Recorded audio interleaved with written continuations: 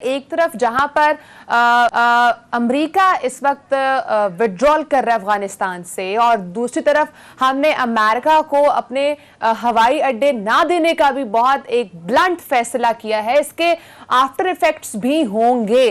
क्या सी पैक इस तनाजुर में हम उसकी सिक्योरिटी देखें तो कितने खदशे में है, और इसके लिए क्या हम प्रिपेयर्ड हैं?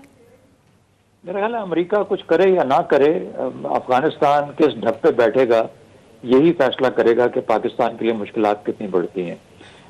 अमेरिका के जाने से जो वहाँ पे वैक्यूम आया है, जो खला पैदा हुआ है, उस खला को फिलहाल तो तालिबान बढ़ती हुई उनकी जो ताकत और कुव्वत है और जो आगे मार्च है, वो लगता है कि वो जैसे कि अपना एक कॉन्टेस्ट अभी ऑलरेडी स्टैब्लिश हो चुकी।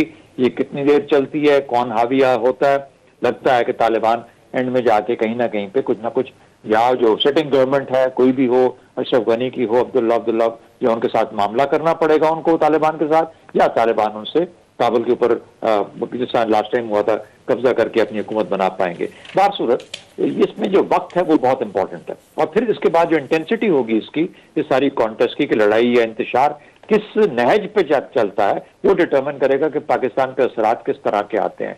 क्योंकि जब एक लड़ाई हो रही होती है किसी मुल्क में, तो वहां पे जो कंट्रोल है उसके बॉर्डर्स का, उसकी स्पेसेस का, वो तकरीबन उनके जंग की वजह से नहीं हो पाता।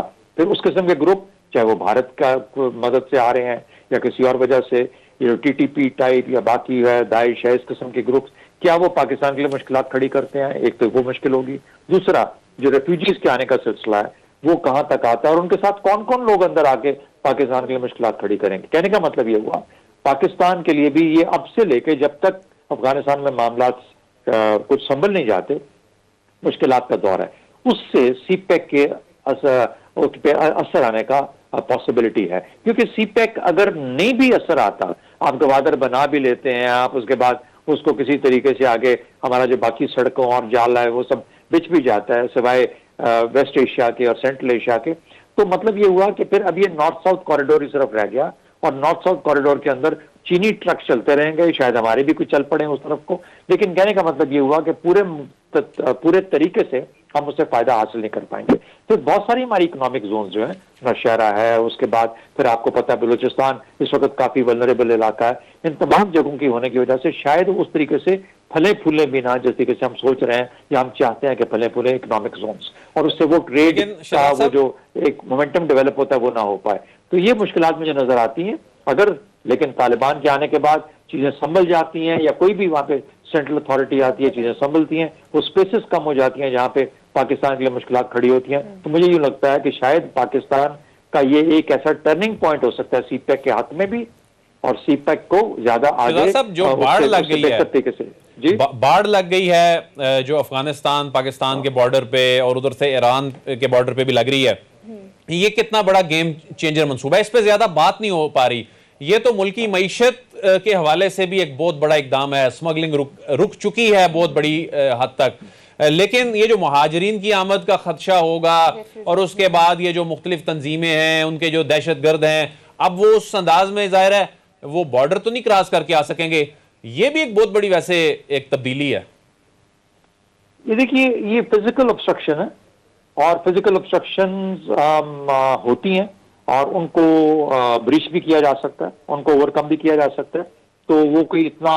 लेकिन देखिए, सबसे ज्यादा जरूरी बात क्या है कि आप कहां तक अपनी मैन पावर के साथ इसको रीइंफोर्स कर सकते हैं, इस फेंस को। यानी जहां पर अभी भी मुश्किलात आती हैं, आपको पता है रोजाना ही तकरीबन हर दूसरे चौथे दिन कुछ ना कुछ शहादतें हो रही होती हैं, वहां से हमले हो रहे होते हैं, और ये फेंस के बावजूद, मैं अब खैबर पख्तूनख्वा का जो इलाका है उसके बारे में बात कर रहा हूँ कि वहां पे फेंसिंग जो कि 90% के करीब हो चुकी, उसके बावजूद ये मसाइल आ रहे हैं।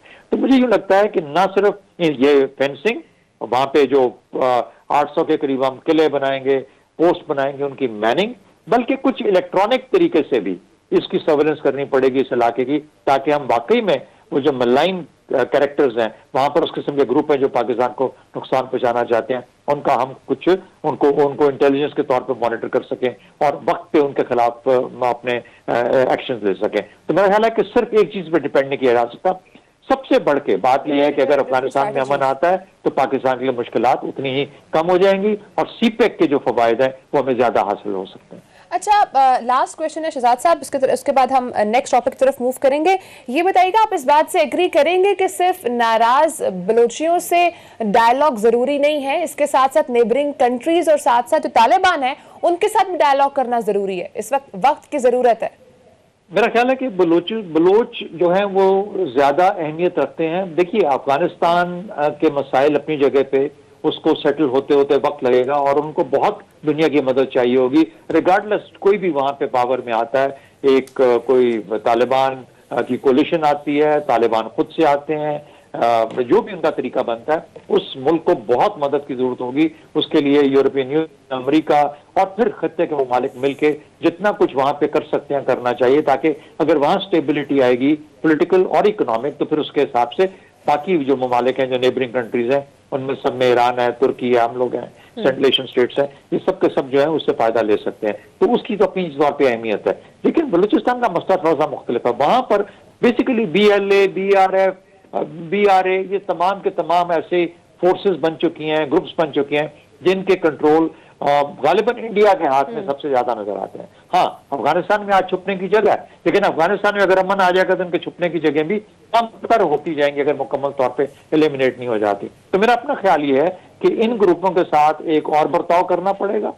जो अंदर खाने हमारे ग्रुप्स हैं, मिसाल के तौर पे जो कोस्ट सदर्न बलूचिस्तान के साथ जो कोस्टल रीजन्स के ग्रुप्स हैं, कुछ 2-3, उनके साथ और तरीके से हमें बर्ताव करना पड़ेगा, उनसे बातचीत का अमल होना चाहिए। ये जो बाहर बैठे हैं स्विट्जरलैंड में और इंग्लैंड में, उनका रवैया मुख्तलिफ होगा हमारे साथ, उनके साथ कुछ और बंदोबस्त करना पड़ेगा। और ये जो ग्रुप्स बाहर बैठ के इस वक्त एक वॉर इकोनॉमी चला रहे हैं, उनके साथ कुछ और गुफ्तगू करनी पड़ेगी, किसी और तरीके से उनको डील करना पड़ेगा। तो जब तक हम इसको डिसएग्रीगेट नहीं करेंगे, उस वक्त तक हम असल में बलूचिस्तान के जो मसाइल हैं, और लकीली वहां पे चूंकि पॉपुलेशन बहुत ज्यादा नहीं है, तो इसलिए किसी भी ऐसी गलत तरीके का या जो टेरर का है या जो इंसर्जेंसी है, इसका मोमेंटम डेवलप नहीं हो पाता। स्पेस बहुत बड़ी है और स्पेस के अंदर वो जो भी कोई भी वहां पे ऑफेंसिव किस्म की सिचुएशन नहीं आ सकती, उतना ही डिफेंसिव भी मुश्किल है वहां पे। ठीक है, पॉइंट टेकन। सोच समझ के we need to develop different strategies. इस वक्त हमें मुख्तलिफ स्ट्रैटेजीज पे काम करना पड़ेगा। नाज़रीन, अगले टॉपिक की तरफ मूव करते हैं। नाज़रीन, इस वक्त PDM बहुत दोबारा से एग्रेसिव होने जा रही है, इसका मुस्तकबिल क्या होगा? और साथ ही साथ नून लीग के अंदर इस वक्त जो उनकी क़यादत के अंदर जो एक कशमकश चल रही है, आज इस्लामाबाद में गुफ्तगू करते हुए मरियम नवाज ने कहा है कि जहां शहबाज शरीफ होते हैं वहां मेरी ज़रूरत नहीं होती है। अदील, हम काफ़ी दिनों से देख रहे हैं कि ऑपोजिशन, क्योंकि अगर गिराना चाहते हैं हुकूमत को तो एक पेज पर आना पड़ेगा उनको, लेकिन आपस में तो ऑपोजिशन इकट्ठी हो ही नहीं पा रही है। लेकिन नून लीग इटसेल्फ भी क्यों एक पेज पर नहीं आ रही है? देखिए, नून लीग एक पेज पे आ भी नहीं सकती। पहले हम ये सुनते थे ना जी कि कोई नून में से कोई शीन निकल आएगी,